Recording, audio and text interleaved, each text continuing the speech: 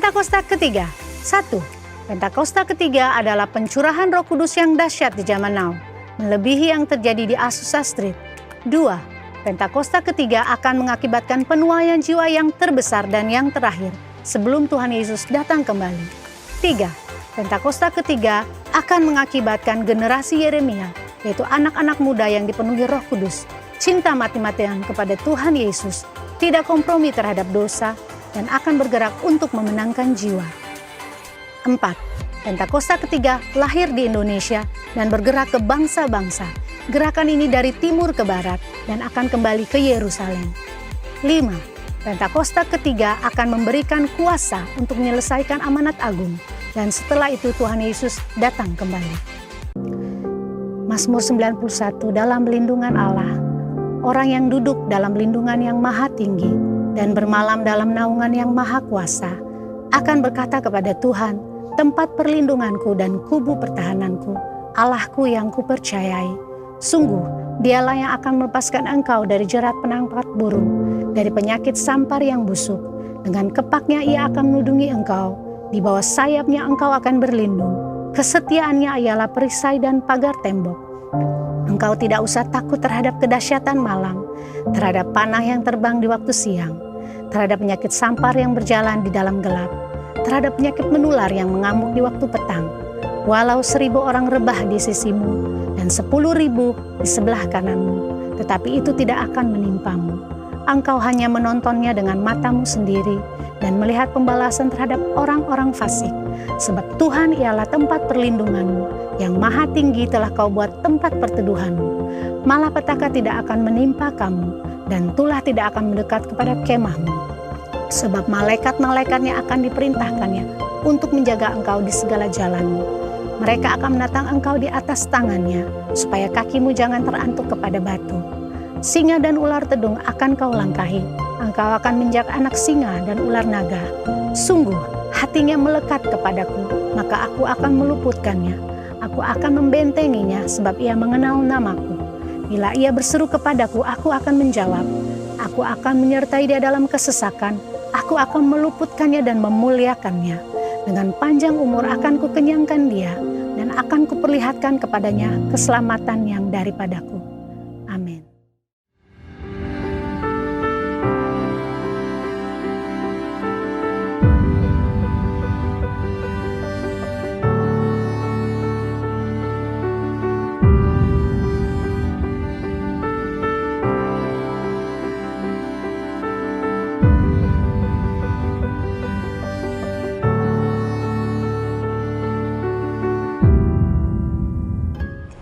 Shalom jemaat-jemaat yang dikasih Tuhan, selamat hari Minggu.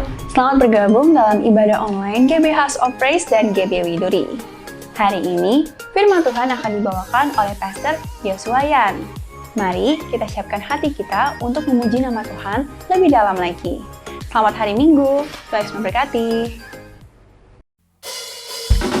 Haleluya. Shalom jemaat Tuhan GB House of Praise dan GB Widuri. Saya hari ini mau mengajak kita mau memuji Tuhan. Mari bangkit berdiri bersama-sama.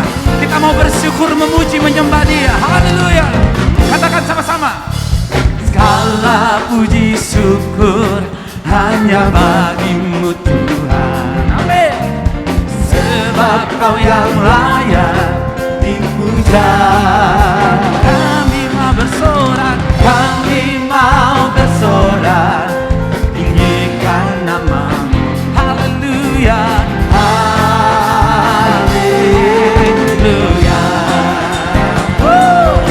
haleluya.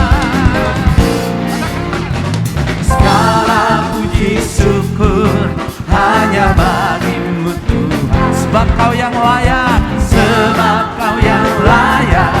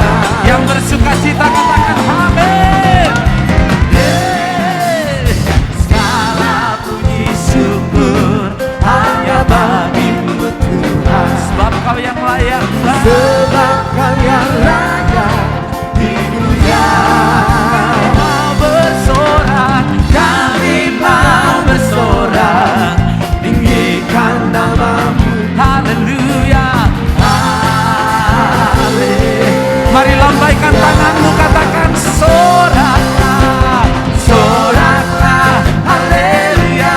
Oh, soraklah, haleluya. Amin, haleluya. Soraklah, soraklah, haleluya. Oh, soraklah, haleluya.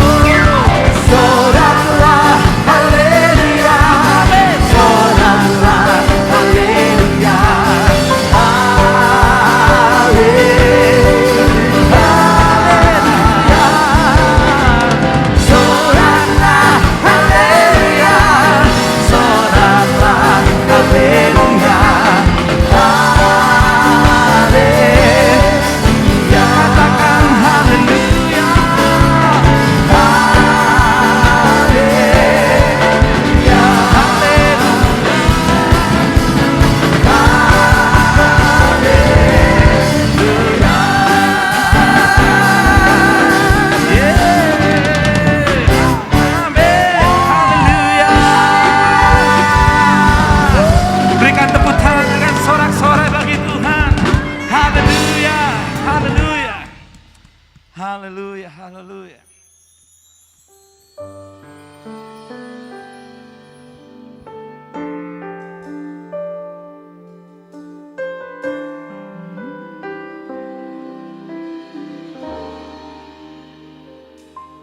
Kau Tuhan, penolong dalam hidupku. Ku percaya hanya kepadamu. Kau pegang tanganku dan tuntun langkahku. Yesus, kau perlindunganku. Kau Tuhan, kekuatan dalam hidupku, penolongku dalam kesesakan. Kau gunung batuku dan pertahananku. Yesus, kau kemenanganku. Yesus, padamu ku berseru, Kaulah penyelamatku. Terpujilah Kau Tuhanku. Mulutku memuji nama-Mu sepanjang umur hidupku. Terpujilah Kau Tuhanku di atas segalanya. Mari sama-sama katakan, Kau Tuhan, penolong dalam hidupku. Ku percaya hanya kepadamu. Kau pegang tanganku dan tuntun langkahku. Yesus, kau perlindunganku. Kau Tuhan, kekuatan dalam hidupku, penolongku dalam kesesakan. Kau gunung batuku dan pertahananku. Yesus, kau kemenanganku.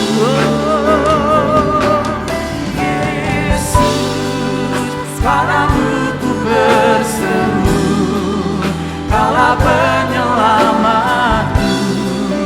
Terpujilah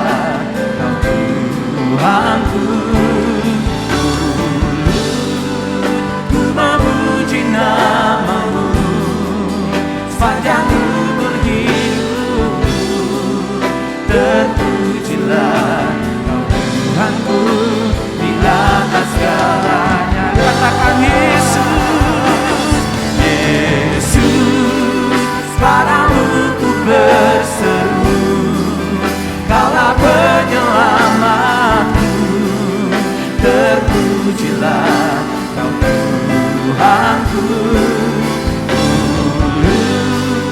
Ku memuji nama-Mu sepanjang umur hidupku. Terpujilah Kau Tuhanku di atas segalanya. Mari sekali lagi angkat pujian ini, katakan pada Tuhan.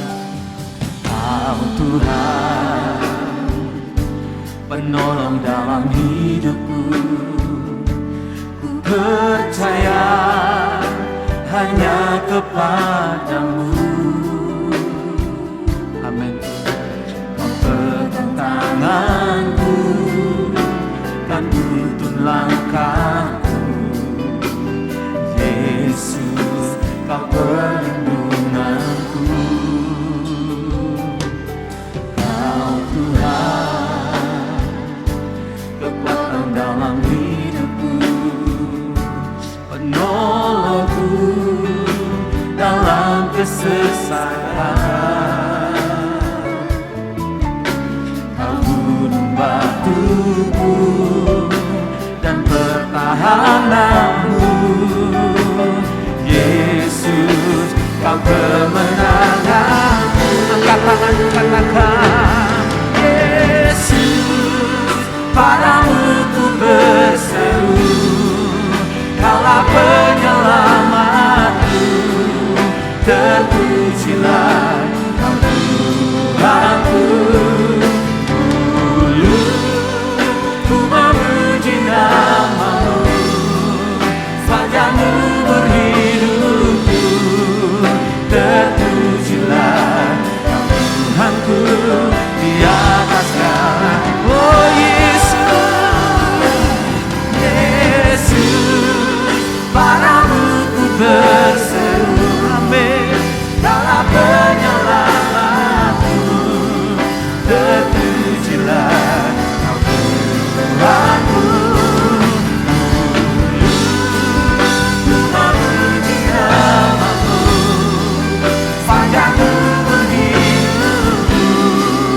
Terpujilah Tuhanku di atas segalanya.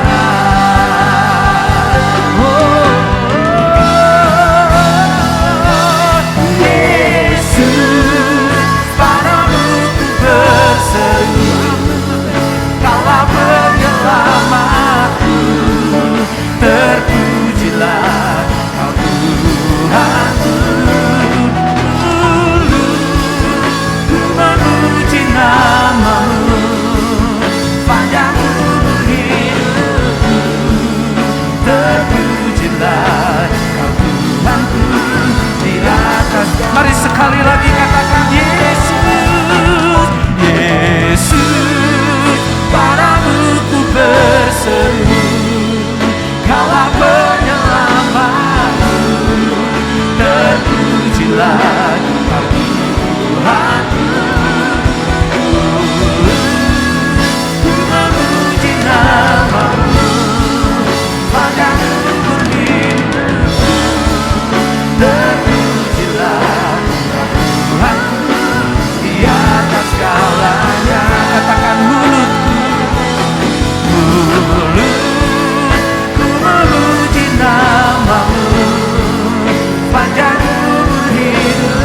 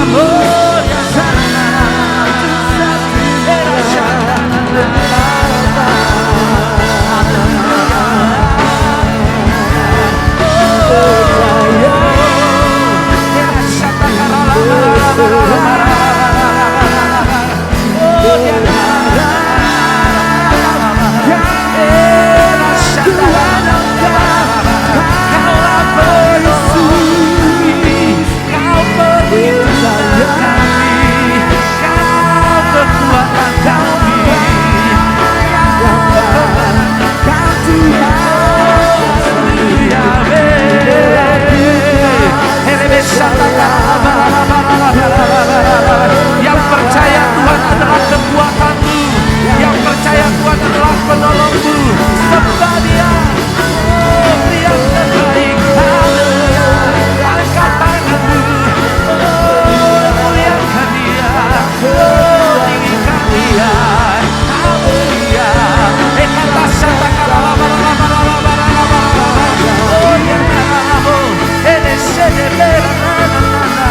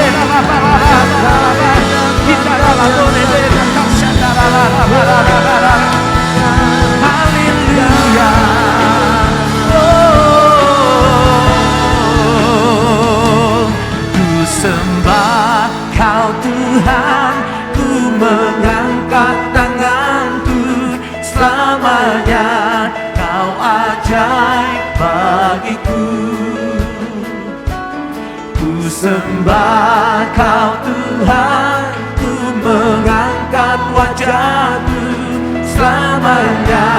Kau hebat bagiku, kami sembah. Ku sembah Kau Tuhan, ku mengangkat tanganku selamanya. Kau ajaib bagiku, kami sembah. Sembah Kau Tuhan, ku mengangkat wajahku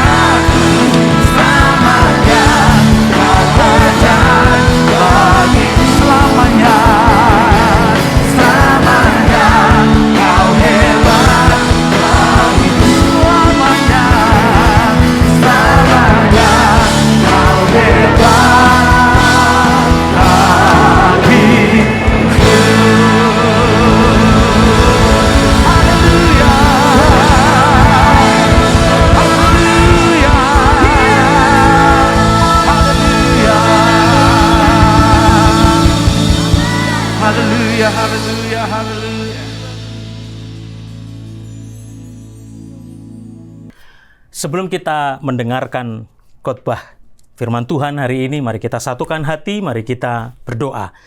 Terima kasih Tuhan buat kesempatan di mana kami boleh beribadah meskipun kami masih secara online. Tetapi kami percaya kuasa Tuhan, urapan Tuhan, firman Tuhan tidak bisa dibatasi dengan ruang, jarak, dan waktu. Nah, hamba-Mu berdoa Tuhan pakai hamba-Mu yang tidak ada apa-apanya ini. Engkau yang menjadi penunggu atas mulut lidah bibirku, sehingga setiap perkataan yang keluar adalah perkataan firman yang membangun, menginspirasi, memotivasi, memberikan pencerahan, pewahyuan yang baru mengenai kebenaran firman-Mu ya Tuhan. Terima kasih Bapa, biar aku semakin berkurang, Tuhan yang semakin bertambah, nama Tuhan yang disembah, ditinggikan, dimuliakan melalui setiap pelayanan ini. Hamba-Mu berdoa buat setiap jemaat Tuhan dimanapun mereka berada. Kiranya jauhkan segala gangguan, setiap hal yang mengganggu konsentrasi untuk mendengarkan firman Tuhan ini. Kiranya Tuhan hadirat-Mu menjangkau dimanapun mereka berada, di kamar-kamar, di ruang tamu, di rumah-rumah. Kuasa yang sama mengalir atas setiap jemaat Tuhan. Terima kasih Bapa, kami berdoa buat setiap peralatan yang digunakan, buat setiap internet, buat setiap televisi, komputer, handphone. Kiranya Tuhan pakai untuk menjadi alat supaya firman Tuhan, nama Tuhan dipermuliakan. Terima kasih Tuhan, dalam nama Yesus kami siap diberkati melalui kebenaran firman-Mu. Haleluya. Sama-sama kita katakan amin. Shalom Bapak Ibu Saudara.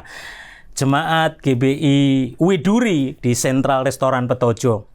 Lama sekali rasanya saya tidak khotbah di tempat ini, dan meskipun hari ini kita masih online, tapi saya percaya tidak mengurangi sedikit pun kuasa dan hadirat Tuhan. Dimanapun Anda berada, kalau kita melekat dengan Tuhan, saya percaya hadirat Tuhan sanggup menjamah Bapak Ibu Saudara. Haleluya. Terima kasih buat Pastor Suhana yang sudah memberikan kesempatan mengundang saya kembali, juga para pengerja, para penatua. Hari ini kita akan belajar bersama-sama sesuai tuntunan visi Gembala Senior. Tahun ini adalah tahun paradigma yang baru.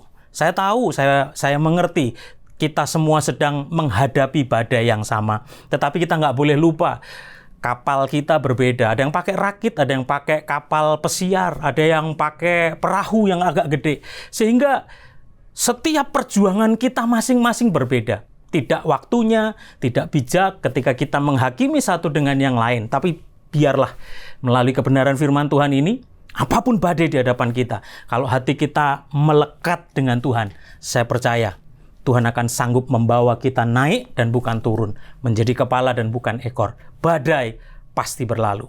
Dan hari ini saya akan berkhotbah, dan saya kasih judul khotbah saya, Forever Young, I want to be forever young. Forever Young, bicara tentang Caleb, saudara. Caleb is a man favored by God. Caleb adalah orang yang diperkenan Tuhan. Kita buka sama-sama ayatnya. Sudah bisa buka Alkitab saudara di dalam Yosua 14 ayat 1 sampai dengan yang ke-15 saudara. Pada saat itu saya berikan gambaran buat Bapak Ibu Saudara bahwa latar belakang dari kisah ini adalah ketika Yosua membagi tanah Israel, ketika mereka sudah merebut tanah Kanaan. Karena nama saya Yosua, sehingga saya mengkhotbahkan teman saya. Kayaknya nggak elok kayak ngotbahin Yosua, yang khotbah Yosua juga gitu ya. Jadi saya bicara tentang Caleb, seorang sahabat, seorang teman dekat dari Yosua yang memimpin bangsa Israel meneruskan kepemimpinan Musa. Yosua 14 ayat yang pertama sampai dengan 15. Tetapi fokus kita kepada mulai dari perikop ayat yang ke-6, di mana Caleb mendapatkan tanah Hebron. Saya percaya kita semua kepingin menjadi pribadi seperti Yosua dan Caleb. Ada 2 juta orang Israel yang keluar dari tanah Mesir menuju ke tanah Kanaan. Tapi dengar baik, hanya orang-orang pilihan yang sanggup sampai ke tanah perjanjian Tuhan. Dan salah duanya yang memimpin adalah Yosua dan Caleb. Apa latar belakang dari kisah ini? Kita baca sama-sama saudara, ayat yang ke-6. Bani Yehuda datang menghadap Yosua di Gilgal. Pada waktu itu berkatalah Kaleb bin Yefune, orang Kenas itu kepadanya, "Engkau tahu firman yang diucapkan Tuhan kepada Musa, abdi Allah itu, tentang aku dan tentang engkau di Kades Barnea. Aku berumur 40 tahun ketika aku disuruh Musa hamba Tuhan itu dari Kades Barnea untuk mengintai negeri ini. Dan aku pulang membawa kabar kepadanya yang sejujur-jujurnya." Stop dulu di situ, saudara. Saya akan menyampaikan khotbah eksposisi di mana satu perikop, satu pasal ini kita akan coba bedah, kita coba akan bongkar. Apa sih rahasia Kaleb Yosua sehingga forever young, awet muda, bahkan pada usia di mana ketika ayat ini ditulis, kita bisa lihat dari ayat yang pertama. Diceritakan bahwa Kaleb adalah pemimpin dari Bani Yehuda. Tadi di ayat yang ke-6. Bani Yehuda datang menghadap Yosua di Gilgal. Dan yang berkata adalah Kaleb. Satu dari 12 pengintai Israel. Jadi ketika Musa menyuruh 12 orang, yang 10 berkata, "Aduh, lebih baik kita jangan masuk ke tanah itu. Karena orangnya raksasa. Kita cuman dimakan, kita cuman kayak belalang, kita cuman diinjek." Tapi dengar baik, 2 orang yang punya mindset, punya paradigma yang berbeda, cara pandang yang berbeda, yaitu Yosua dan Kaleb. Ada satu gambaran gini, saudara. Ada 12 sales sepatu yang dikirim oleh pabrik sepatu terbesar pada zaman itu. Karena pabrik sepatu itu melihat satu pulau yang rata-rata penduduknya belum pakai sepatu, masih terbelakang sekali. Kemudian disuruhlah 12 sales sepatu itu. Diberi waktu untuk mengobservasi, mencari data sebanyak mungkin tentang pulau itu. Dan akhirnya dipanggil kembali, semua dipanggil satu-satu dan memberikan presentasi report mengenai apa yang mereka lihat. 10 di antara sales sepatu itu berkata sama, "Aduh, bos, lebih baik jangan buka pabrik sepatu." Yang lain bilang, "Pak, boro-boro buka pabrik, lebih baik jangan buka toko sepatu." "Aduh, boro-boro jualan sepatu, pasti nggak laku." Kenapa? Karena orang-orang di sana tidak ada yang pakai sepatu. Cekeran semua. Semuanya masih ciak-ka. Nggak pakai sandal, nggak pakai sepatu. Tetapi ada 2 sales yang datang kepada bosnya ketika terakhir ditanyain, "Apa pendapatmu?" Dan 2 orang ini berkata begini, "Bos, ini waktunya kita bikin pabrik, kalau perlu kita bikin toko dulu, sepatu di pulau itu." "Kenapa kamu bilang begitu? Padahal temenmu ngomong jangan buka di sana." "Karena ini kesempatan. Market share-nya belum dimakan orang lain. Banyak market yang masih belum digarap karena hampir semua orang di pulau itu tidak pakai sepatu." Ini masalah mindset, saudara. Ini masalah paradigma yang baru. Anda mau jadi 10 sales yang tidak mau membuka toko sepatu? Atau Anda mau jadi 2 sales yang melihat karena orang belum pakai sepatu, maka market share jualan sepatu mereka akan bisa kuasai. Hal yang sama yang dilakukan oleh Yosua dan Kaleb. Mereka punya paradigma yang baru. Pandeminya boleh sama. COVID-nya boleh sama, tetapi orang-orang yang memiliki paradigma yang baru, cara pandang yang baru, mereka melihat peluang daripada melihat krisis. Mereka melihat kesempatan daripada kesempitan. Apa latar belakang lain dari cerita ini, saudara? Yosua dan Kaleb, mereka memiliki cara pandang, paradigma yang berbeda. Beda sama 10 yang lain, saudara. Mereka membangkitkan keberanian bangsa Israel untuk memasuki tanah Kanaan. Kenapa? Karena mereka cara pandangnya berbeda. Itu sebabnya, saudara, hanya 2 orang dari generasinya yang diperbolehkan masuk, yaitu Yosua dan Kaleb. Wow, ini keren banget, saudara. Nah, kisah di pasal yang ke-14 ini bercerita tentang gini. Waktu itu mereka sudah menang atas Kanaan. Mereka menguasainya, lalu dibagi tanah itu. Pembagian tanah Kanaan sesuai dengan perintah Tuhan melalui Musa, yaitu Imam Eleazar, Yosua dan kepala kaum dari 9 suku yang mendapat jatah tanah perjanjian sebelah barat Sungai Yordan. Nanti kita akan lihat petanya. Di mana itu, saudara? Nah, apa yang Kaleb minta, saudara? Kaleb pada saat peristiwa ini, kalau Anda baca di ayat sebelumnya, mengatakan bahwa Kaleb sudah berumur 80 tahun. Ketika dia mengintai, dia berumur 40 tahun. Dari mana kita tahu? Karena dikatakan tadi 40 tahun yang lalu aku mengintai tanah itu. Bayangkan, saudara. Umur 80 tahun dia baru capai kemenangannya. Dia baru dapat legasinya. Berapa banyak kita sudah merasa endurance, kekuatan kita, energi kita sudah lemah ketika kita berjuang 2 tahun terakhir menghadapi pandemi ini. Ada banyak yang stres, ada yang bunuh diri, ada yang kecewa, ada yang pahit hati. Kenapa bisnisku seperti ini? Kenapa keluargaku seperti ini? Kenapa studi anak-anakku nggak bisa onsite lagi? Kenapa gereja nggak bisa kumpul-kumpul lagi? Desperate, mengalami putus asa. Tapi mari kita rubah paradigma yang baru. Yang mau merubah paradigma yang baru, tangannya ditaruh di sebelah mata, bilang, krek, diputar mindsetnya, saudara. Yang di rumah sama-sama sekali katakan, krek. Nah, mari rubah cara pandang. Seperti Yosua dan Kaleb. Kenapa? Pertanyaannya. Kaleb memilih Hebron. Hebron itu arti kata dari kota kasih Bapa.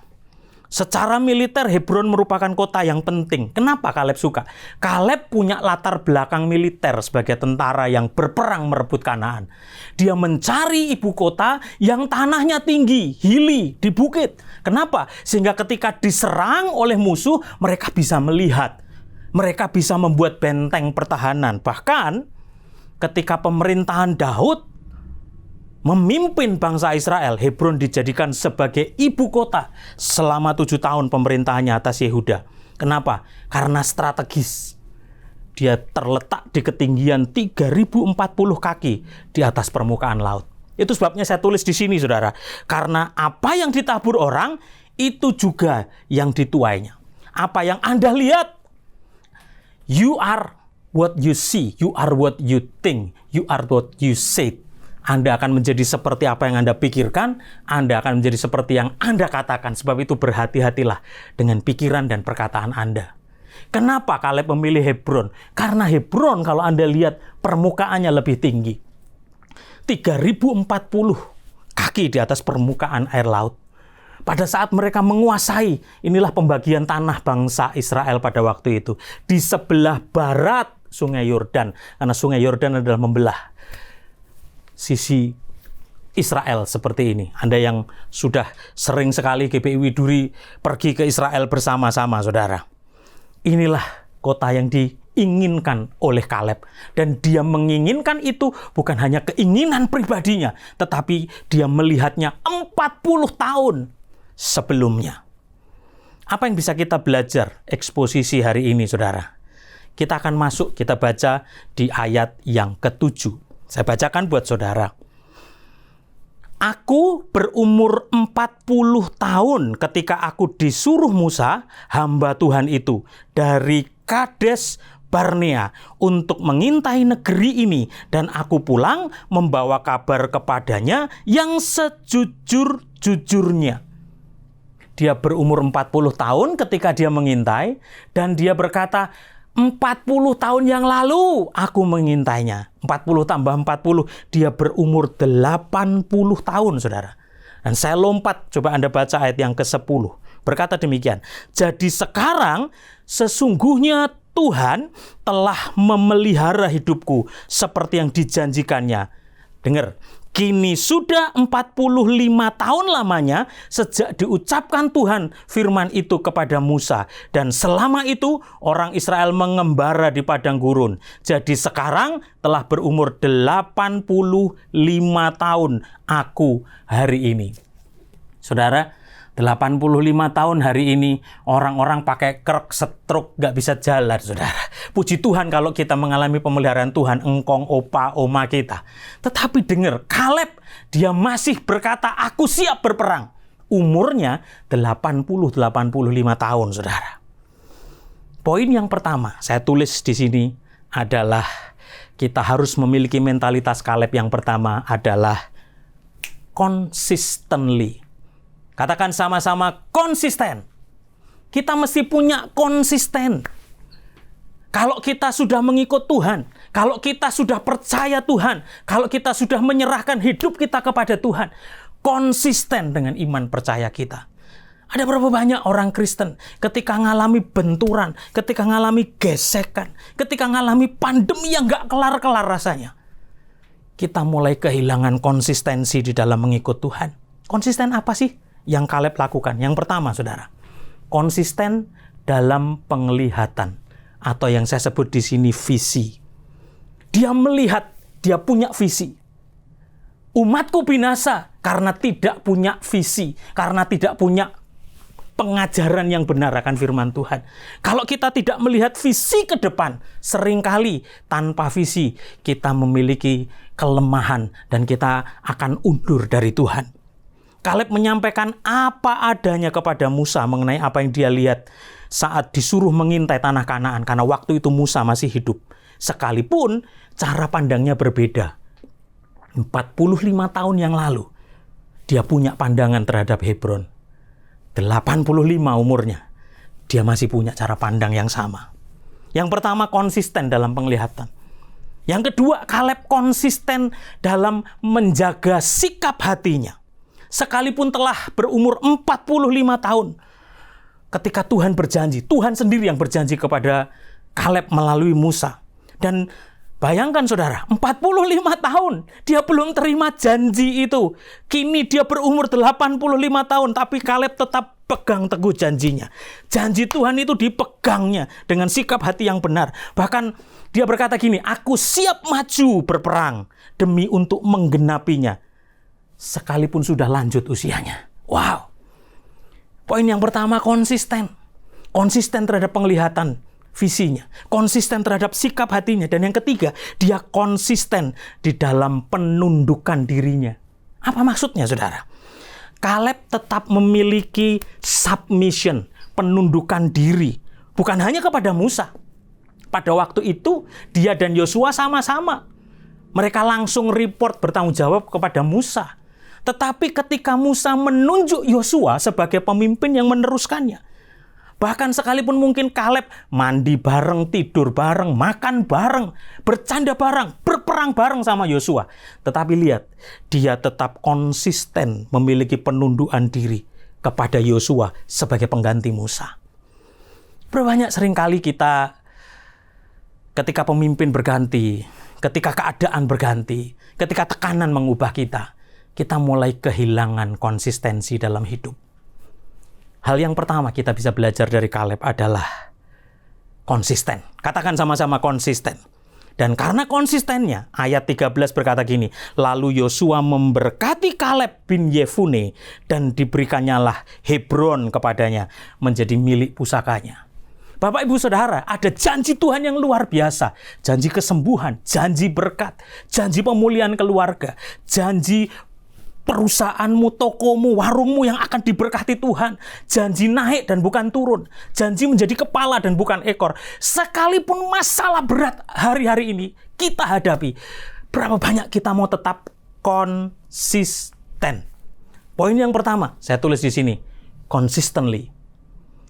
Kalau Anda mau menjadi pribadi seperti Kaleb yang forever young, sekalipun umurnya 85 tahun, age is just a number. Umur itu cuma angka, saudara. Tetapi Kaleb menunjukkan 85 itu cuma angka. Tapi spiritnya, semangatnya tetap berjiwa muda. Dan saya mau seperti Kaleb, saudara. Tetap awet muda, tetap semangat, tetap menginspirasi. Poin yang pertama, konsisten. Poin yang kedua, saya tulis di sini di ayat yang ke-9, saudara. Ayat yang ke-9 berkata, pada waktu itu Musa bersumpah, katanya, sesungguhnya tanah yang diinjak oleh kakimu itu akan menjadi milik pusakamu dan anak-anakmu sampai selama-lamanya. Sebab engkau tetap mengikuti Tuhan Allahku dengan sepenuh hati. Wow. Keren banget, saudara. Kata sepenuh hati itu di dalam bahasa Inggris King James Version ditulis wholeheartedly. Saya search, saya hitung, saya cari. Sampai ditulis Alkitab mencatat 6 kali bahwa Kaleb mengikuti Tuhan dengan sepenuh hati. Ada di dalam Bilangan 14, 32, Ulangan 1, Yosua 14. Selalu dikatakan Kaleb following God wholeheartedly. Sepenuh hati. Hei, apakah hari-hari ini kita sudah mengikut Tuhan sepenuh hati? Atau setengah hati? Atau seperapat hati, saudara? Ini menjadi sebuah pertanyaan buat kita. Tuhan sendiri yang memberikan pujian dan janji. Bukan hanya untuk Kaleb secara pribadi, tetapi bahkan juga untuk seluruh keturunannya. Karena tanah yang diberikan, itu adalah tanah yang diberikan untuk Kaleb dan seluruh keturunan. Anak cucunya. Mereka mendapatkan Hebron, tanah yang terbaik. Di tempat yang dijanjikan Tuhan. Poin yang pertama untuk kita bisa all out sama Tuhan adalah ikut Tuhan sepenuh hati.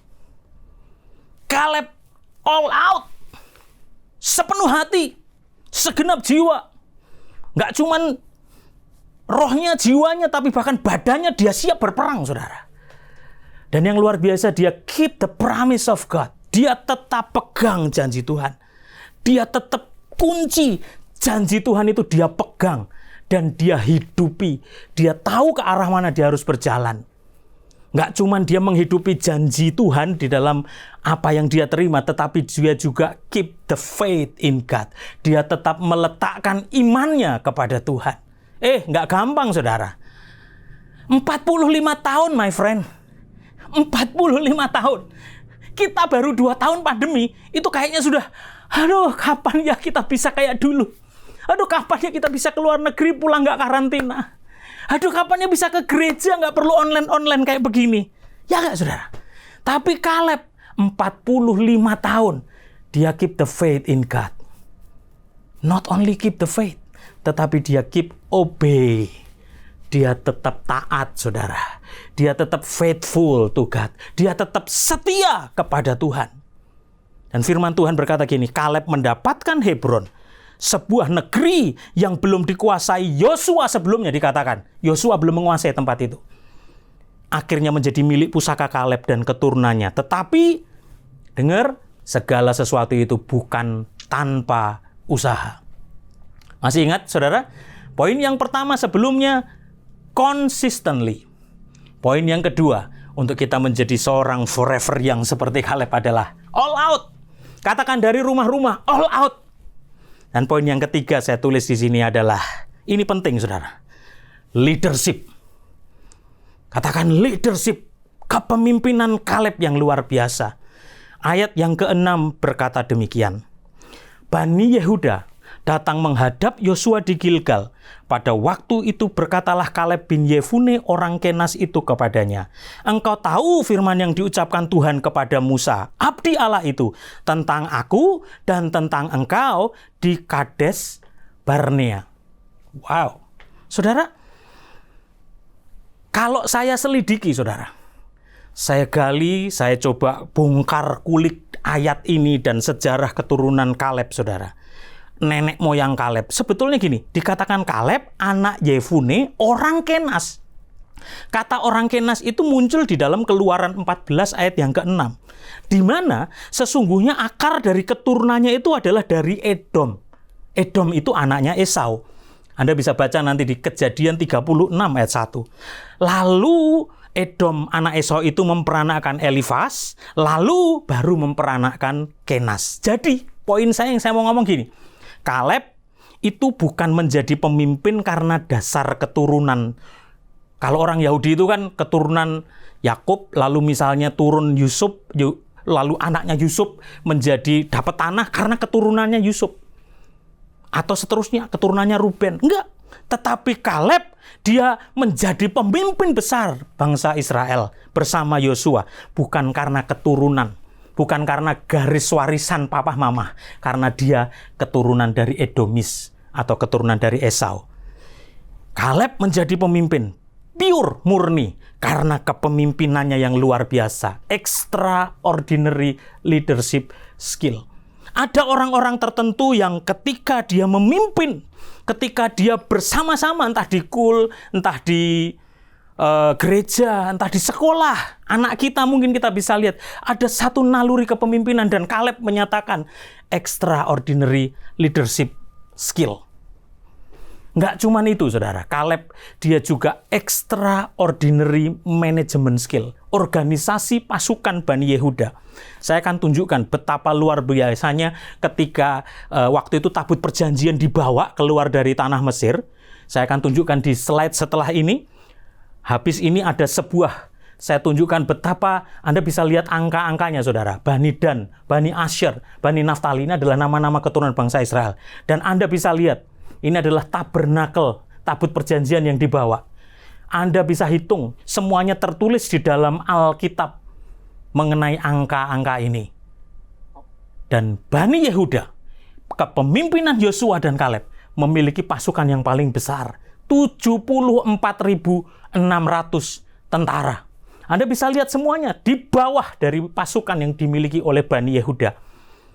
Dan bukan cuma itu, perjalanan dari tabut perjanjian, urutannya yang paling depan itu adalah tentunya Imam Lewi, karena mereka penyanyi, singer, pemain musik. Mereka menyanyi membawa tabut perjanjian. Lewi ada di paling depan. Dan di belakang tabut perjanjian, sebagai tentara yang paling hebat dan gagah perkasa, adalah Bani Yehuda. Judah, 74.600. Ini menunjukkan, kembali ke slide sebelumnya, bahwa Kaleb, dia memiliki organisasi manajerial yang luar biasa. Halo?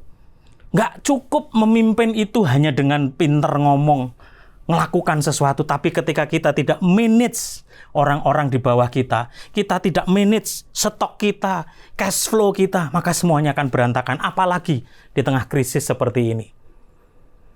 Ada banyak extraordinary di dalam kehidupan Kaleb, saudara. Dan yang ketiga, saya tulis di sini, extraordinary. Dia different purpose of life dibanding yang lain. Dia memiliki tujuan hidup yang berbeda, menggenapi kehendak Tuhan dalam hidupnya. Dia different mindset, dia punya paradigma yang baru, cara berpikir yang baru. Hari-hari ini yang terus disampaikan, memiliki paradigma yang baru. Itu sebabnya saya sampaikan khotbah ini supaya jemaat GBI Duri dengar baik, miliki paradigma yang baru di tahun paradigma yang baru ini. Dan yang terakhir, dia different relationship in loving God, in loving people. Karena ketika dia mengejar warisan itu, dia bukan hanya sekedar egois minta jatah warisan, tetapi dia melakukan dengan usaha berperang yang luar biasa. Leadership is an action, not a position. Itu bedanya bos sama pemimpin. Bos itu cuman perintah, komando, instruksi, suruh-suruh. Tetapi leadership, dia memberikan keteladanan. Is an action, bertindak, ikut berperang. Bukan ada di belakang layar, tetapi dia ada berdiri di depan. Poin yang pertama, konsisten. Poin yang kedua, all out. Poin yang ketiga, saya tulis di sini, memiliki leadership yang kuat. Bagaimana kita memiliki paradigma yang baru seperti Kaleb? Poin yang keempat, saya tulis di sini. Kita buka ayatnya di ayat yang ke-11, saudara. Energetik. Selalu energik. Katakan sama-sama, energik. Kalau Anda yang kenal saya, mungkin dari dulu saya WL yang paling pecicilan, saudara ya. Sejak zaman di Gajah Mada dulu. Kalau mimpin di Widuri dulu ya, udah tempatnya sempit, jemaatnya penuh. Kalau saya selalu bilang, Pastor Suhana, jemaatmu ini memang sumbu pendek. Begitu nyanyi, bung, wuk, gitu. Langsung semangatnya luar biasa. Dan Anda bisa lihat, saya selalu berusaha menjaga roh saya tetap menyala-nyala untuk melayani Tuhan. Bahkan sampai hari ini, saya mau menjaga roh saya tetap menyala dan mengasihi Tuhan. Poin yang keempat, ayat yang ke-11 berkata, pada waktu ini aku masih sama kuat seperti pada waktu aku disuruh Musa. Berarti ketika umur 85, itu sama kuat ketika dia berumur 40.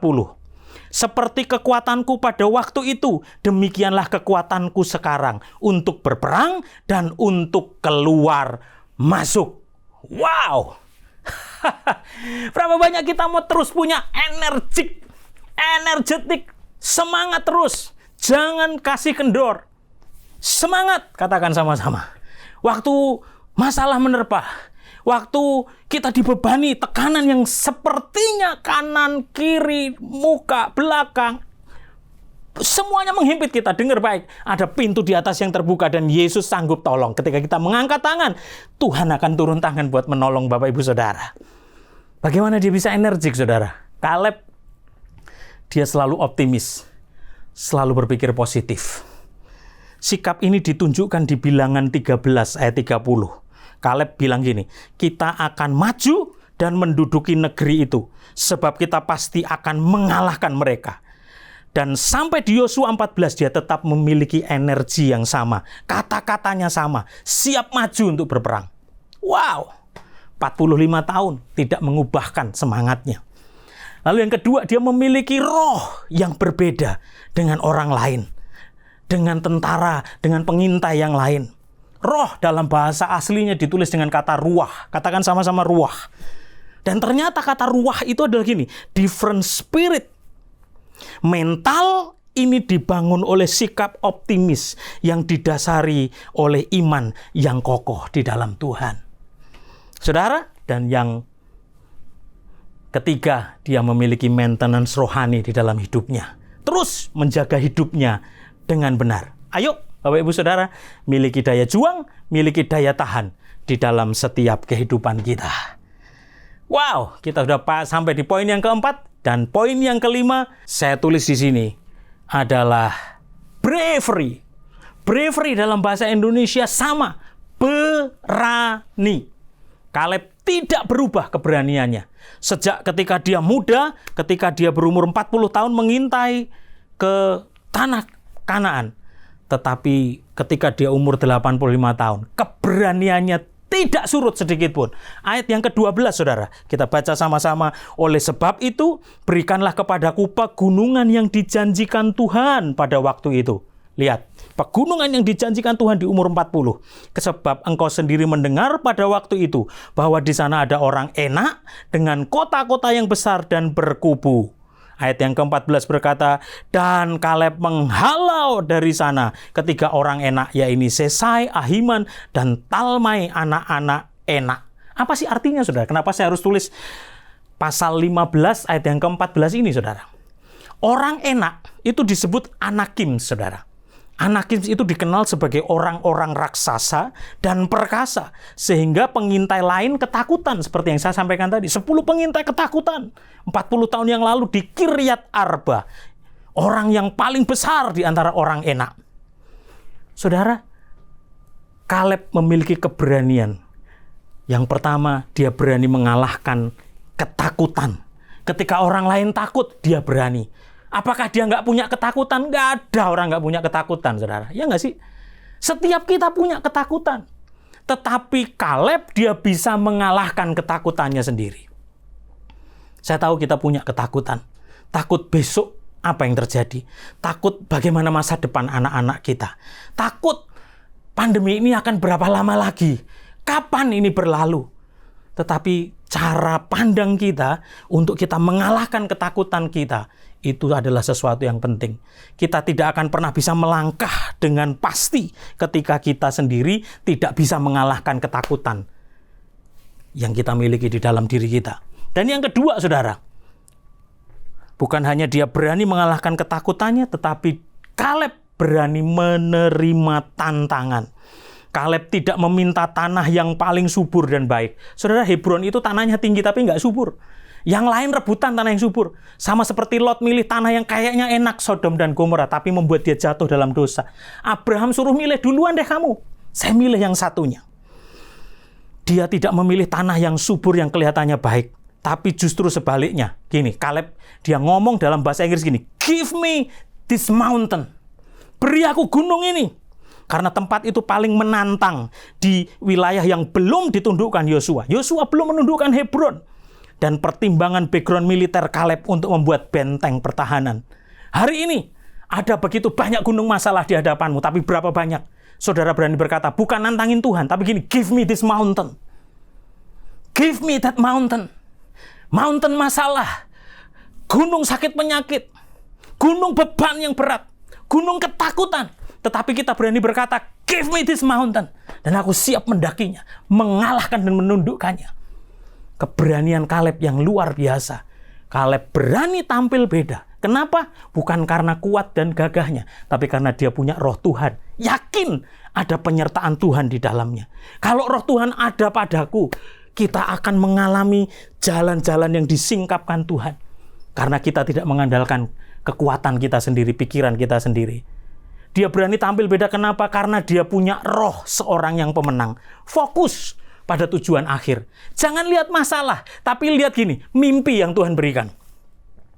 Saya ingat betul masa lalu saya berangkat dari keluarga yang nggak terlalu kaya, bahkan miskin gitu saudara. Tetapi saya ketika kos masih di Mangga 2, Bungur Besar, saya dulu di sekitaran kota, saya kerja di situ. Saya tempel tulisan besar, umur 30 tahun saya harus punya perusahaan sendiri. Umur 30 tahun saya harus memulai usaha saya sendiri. Sekarang mah nggak ada apa-apanya saudara. Anak-anak muda, milenial, ya 30 tahun mah sudah punya startup yang sudah luar biasa size-nya. Tapi pada zaman saya, waktu itu saya tulis di kamar kos. Tiap kali saya tutup, saya ngeliat itu. Tiap kali saya tidur, saya lihat itu. Tiap kali saya keluar pergi kerja, saya lihat itu. That's the power of vision. Persis di angka yang saya tulis itu. Saya men-set up perusahaan saya sendiri. Saya mulai tekuni itu. Itulah kekuatan roh seorang pemenang. Harus ngeliat apa yang ada di depan. Jangan lihat masalah. Dia juga punya roh keberanian. Kenapa? Karena dia memiliki cara pandang yang berbeda. Hari ini, ayo di tahun paradigma yang baru, miliki mindset paradigma yang baru seperti Kaleb. Saya sampaikan khotbah ini dengan judul Forever Young. Forever young, I want to be forever young. Selalu awet muda, selalu semangat muda. Karena Kaleb yang pertama konsisten. Yang kedua all out. Yang ketiga dia memiliki leadership yang energik dan bravery yang berani. Kaleb.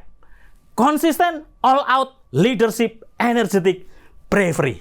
Berapa banyak Bapak Ibu Saudara diberkati hari ini? Berapa banyak saudara rindu memiliki spirit, roh seperti Kaleb dan Yosua? Dan biarlah khotbah hari ini, eksposisi hari ini mengenai Yosua 14. Dia mendapatkan Hebron, dia mendapatkan tanah warisan yang dijanjikan Tuhan. Apa yang dijanjikan Tuhan dalam hidupmu? Yang belum engkau terima hari ini. Kaleb menunggunya 45 tahun dan dia tetap konsisten. Dia tetap menjaga apa yang belum dia terimanya. Dan dia berdoa, dia lakukan apa yang menjadi bagian usahanya. Bapak Ibu Saudara, mari pagi ini buka hatimu. Datang kepada Tuhan dan berkata, Tuhan, genapi Tuhan, genapi supaya setiap kita menjadi anak panah di tangan Tuhan, dilepaskan tepat mengenai sasaran seperti yang Tuhan mau. Tuhan tidak pernah membawa kita turun, Tuhan akan terus membawa kita naik. Tuhan gak mungkin membawa kita kepada pencobaan-pencobaan selama kita hidup dan berjalan benar sesuai kebenaran firman-Nya. Bapak Ibu Saudara jemaat GBI Widuri di Sentral Restoran, pagi ini dengan segenap hati saya sampaikan, mari sampaikan apa yang menjadi kerinduanmu, apa yang menjadi mimpi-mimpi besar yang Tuhan pernah taruh di dalam hidupmu. Jadilah dan milikilah paradigma yang baru, sama seperti Kaleb menerima warisan ilahi yang datang dari Tuhan. Puji nama Tuhan. Semoga Anda diberkati dan kiranya firman Tuhan ini tidak tertabur di tanah yang berbatu, tetapi tertabur di tanah yang subur, tumbuh dan berbuah dalam setiap kehidupan Bapak Ibu Saudara. Tuhan Yesus memberkati. Haleluya. Shalom. Halo, shalom semuanya. Saat ini kita berada di era di mana kebebasan pribadi dijunjung tinggi dan dihormati. Setiap pribadi dapat secara bebas memilih sesuai kehendaknya sendiri. Namun di dalam iman Kristen, kita juga percaya akan adanya kedaulatan Tuhan. bagaimana Tuhan sudah menetapkan setiap rangkaian hidup kita. Konsep mengenai kedaulatan Tuhan dan kehendak bebas manusia inilah yang terkadang menjadi perdebatan. Apakah kedaulatan Tuhan membuat kehendak bebas manusia tidak berarti? Atau apakah kehendak bebas manusia dapat mengurangi kedaulatan Tuhan? Pada Voice of Pentecost hari ini, kita akan membahas mengenai kedaulatan Tuhan dan kehendak bebas manusia. Di dalam bahasan hari ini, kita akan sama-sama melihat beberapa pertanyaan seputar hal ini. Pertanyaan pertama dan menjadi pertanyaan sentral yang sering ditanyakan adalah, apakah kehendak bebas manusia melawan kedaulatan Tuhan? Pertama-tama, kita harus paham bahwa kehendak bebas manusia adalah pemberian dari Tuhan. Kejadian 1 ayat 26a berkata, manusia diciptakan sesuai dengan gambar dan rupa Allah. Salah satu bentuk keserupaan tersebut adalah manusia diberikan akal budi untuk berpikir dan menimbang setiap keputusannya. Manusia tidak diciptakan seperti robot atau mesin yang hanya beroperasi mengikuti perintah sang operator. Dalam perjalanan hidup seorang manusia, banyak pilihan yang harus diambil. Sebagai makhluk berakal budi, manusia dilatih untuk dapat mempertimbangkan segala pilihan yang ada. Inilah yang disebut dengan kehendak bebas. Walaupun manusia diciptakan dengan kehendak bebas atas setiap pilihannya, Tuhan juga mengajar manusia untuk hidup bertanggung jawab, karena ada konsekuensi dari setiap keputusan yang diambil. Inilah bentuk kedaulatan Tuhan, di mana Ia sebagai pencipta memilih untuk menciptakan manusia dengan kehendak bebas dan segala konsekuensinya. Ini sekaligus membuktikan bahwa kehendak bebas manusia bukanlah sesuatu yang dapat melunturkan kemahakuasaan dan kedaulatan Tuhan. Bila kehendak bebas dipakai manusia secara negatif, manusia menjadi bebas tanpa aturan, hukum, etika, dan moral.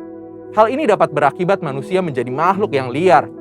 Tapi apabila manusia menggunakan kehendak bebasnya untuk memilih yang baik dan benar, maka ia dapat memaksimalkan potensinya sesuai dengan apa yang dirancangkan oleh Allah. Sehingga perlu diingat, meskipun manusia dipanggil untuk hidup dengan kehendak bebas, jangan sampai kehendak bebas tersebut digunakan untuk hidup dalam dosa. Sebaliknya, biarlah kehendak bebas itu dipakai untuk melayani dan berbuat baik atas dasar kasih sesuai dengan kerinduan Tuhan. Pertanyaan kedua mengenai kedaulatan Tuhan dan kehendak bebas manusia adalah, apakah Tuhan tetap bekerja di atas kehendak bebas manusia? Roma 8 ayat yang ke-28 tertulis, kita tahu sekarang bahwa Allah turut bekerja dalam segala sesuatu untuk mendatangkan kebaikan bagi mereka yang mengasihi Dia, yaitu bagi mereka yang terpanggil sesuai dengan rencana Allah. Sesuai dengan ayat tersebut, kita percaya bahwa Allah turut bekerja dalam segala sesuatu hal. Ini termasuk dengan setiap keputusan dan kehendak bebas yang manusia lakukan. Kehendak bebas manusia tidak akan melunturkan atau membatalkan kedaulatan Tuhan, karena Allah juga dapat menunjukkan kedaulatannya lewat kehendak bebas manusia. Tidak ada kisah yang lebih baik untuk menggambarkan hal ini dibandingkan kisah perjalanan hidup Yusuf. Sewaktu semua orang dalam hidup Yusuf melakukan hal yang jahat kepadanya, namun Allah menggunakan perbuatan-perbuatan jahat tersebut menjadi jalan untuk memelihara sebuah bangsa yang besar melalui hidup Yusuf. Pertanyaan berikutnya mengenai kedaulatan Tuhan dan kehendak bebas manusia adalah, bagaimana menggunakan kehendak bebas dengan baik? Yesus Kristus dalam Yohanes 15 ayat yang ke-7 menyampaikan, jikalau kamu tinggal di dalam aku dan firman-Ku tinggal di dalam kamu, mintalah apa saja yang kamu kehendaki dan kamu akan menerimanya. Bagian kedua dari ayat ini menunjukkan bagaimana Tuhan menghargai kehendak bebas manusia. Namun hal yang lebih penting adalah bagian pertama dari ayat ini, di mana untuk menggunakan kehendak bebasnya, manusia harus tinggal dan hidup selaras di dalam firman Allah. Lewat kalimat ini, Tuhan mengajarkan manusia untuk memiliki pengetahuan yang benar dan memiliki pengalaman hidup bersama dengan Tuhan. Saat manusia memiliki semuanya itu, dipastikan manusia tersebut akan memiliki kehendak bebas yang sesuai dengan kehendak Tuhan. Biarlah lewat pembahasan hari ini, kita sebagai manusia sadar bahwa hidup kita telah dianugerahi kehendak bebas oleh Tuhan. Maka dari itu, kita harus menggunakan kehendak bebas yang kita punyai secara positif untuk mendatangkan kebaikan bagi banyak orang, serta menjalankan rencana Allah atas hidup kita. Saudara, untuk penjelasan lebih lengkapnya dari tim teologi kami, silahkan untuk buka link yang ada di atas atau scan QR Code yang tersedia. Tuhan Yesus memberkati.